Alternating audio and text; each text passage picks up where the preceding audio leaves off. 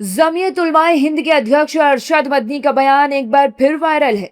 इस बार उन्होंने कांग्रेस को लेकर बड़ा बयान दिया है। मदनी ने कहा कि कांग्रेस का गठन देश की आजादी के लिए नहीं हुआ था। इसका मुख्य मकसद बढ़ती हिंदू मुस्लिम दरार को रोकना था।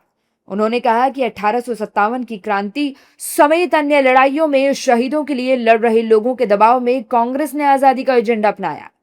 जब कोई राजनीतिक दल नहीं था, तब देवबंद के उलेमाओं ने अंग्रेजों के खिलाफ संगठन खड़ा किया था। मदनी के इस बयान पर राजनीतिक प्रतिक्रियाएं भी आ रही हैं। सपा और बीजेपी अरशद मदनी को लेकर क्या कुछ कह रहे हैं, सुनिए।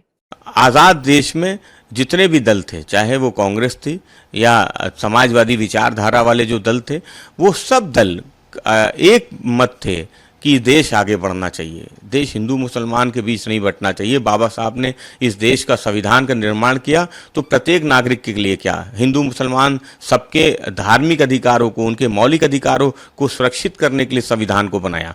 तो समाजवादी पार्टी समझती है कि जो आज भारतीय जनता पार्टी की सरकार है उसका आज़ादी में कोई योगदान नहीं है। तुम मुझे खून दो, मैं तुम्हें आज़ादी दूंगा, विरोध का के नारे का विरोध करते रहे सुभाष चंद्र बोस की सेना में ना शामिल हो नौजवान, इसका आह्वान करने वाले दल। देखिए, मुझे मालूम है कि कुछ ऐसे संगठनों का और कुछ लोगों का कार्य केवल कांग्रेस से राज्यसभा पाने की अपेक्षा में बयानबाजी करना होता है, परंतु जिस पार्टी के होते हुए देश का बंटवारा हिंदू मुस्लिम के नाम पर हुआ और जिस पार्टी के रहते हुए हाशिमपुरा, भागलपुर, मीरठ, मलियाना, नैली, अहमदाबाद, जलगांव इस प्रकार के बड़े राइट्स हुए जिसमें हजारों की तादाद में मुसलमान मारे गए, ऐसी पार्टी के लिए इस प्रकार का गुणगान करना मतलब राज्यसभा की चाह जो है कुछ लोगों को कितना सता रही है।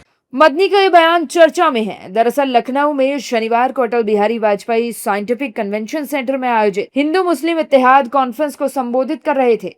कार्यक्रम का आयोजन उनकी संस्था जमीयत उलमा ए हिंद ने किया। सम्मेलन में देश भर के विभिन्न संगठनों, समुदाय के प्रतिनिधि और शिक्षाविद शामिल हुए थे।